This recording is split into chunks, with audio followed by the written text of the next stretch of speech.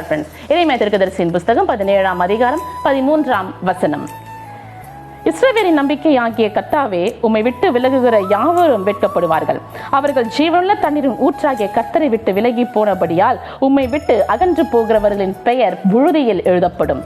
அவரை விட்டு பிரிந்து போகிறவர்கள், விடுபட்டு போகிறவர்கள், அவரை விட்டு பிரிந்து போறாங்க, அவங்களுடைய பெயர் புழுதியில் எழுதப்படும். புழுதினா என்ன? தூசு, டஸ்ட் பார்ட்டிகல்ஸ் சொல்றோம்ல, அதுதான் புழுதி.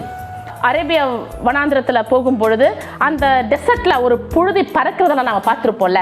ராஜஸ்தான் தார் டெசர்ட்ல எப்படி இருக்கும், அதுக்கு பேர் தான் புழுதி. அங்க ஏதாவது எழுதி வைத்தாலோ அல்லது ஏதோ ஒரு மண்மேடு போல உருவாக்கி நம்ம ஏதோ பண்ணி வைத்தாலோ நிலைத்து நிற்குமா?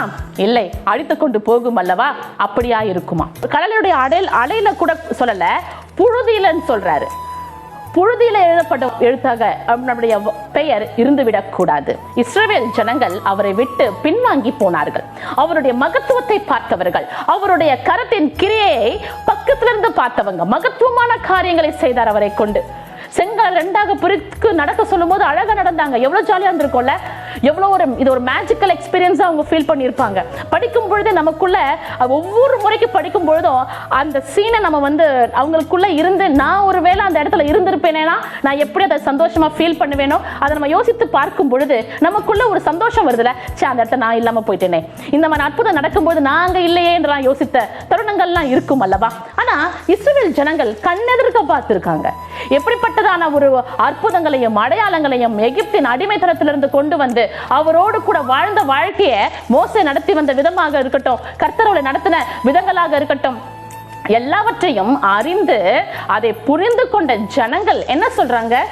விக்கிரக வழிபாட்டை பண்ணி அதன் பின்னாடி ஓடிடுறாங்க.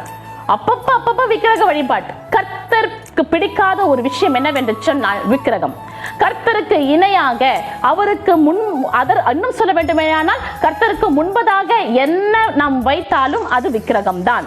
நம்முடைய பிரிஃபரன்ஸ் ஃபர்ஸ்ட் கர்த்தரா இருக்கணும், பிற்பாடு தான் மற்றவைகளா இருக்க வேண்டும். அது படிப்பாக இருந்தாலும் சரி, தாய் தகப்பனாக இருந்தாலும் சரி, யாராக இருந்தாலும் சரி, முதன்மையானவர் கர்த்தர்.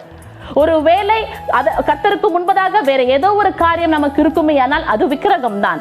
பழைய ஏற்பாட்டின் காலத்திலே சிலைகளை வழிபட்டு, கல்களை கடவுள்களாக பாவித்து, விக்கிரகத்தை வழிபட்டு கர்த்தரை விட்டு விலகி ஓடுகிற அந்த தருணங்கள், பாவத்தின் பின்னாடி ஓடுறது, ரட்சிப்பின் அனுபவத்தை பெற்றுக்கொண்டு பழைய பாவத்துக்குள்ளாக தங்களை ஈடுபடுத்திக் கொள்வது, அவர்களுக்கு அவர் அகெயின்ஸ்டா இருக்கிறாரு.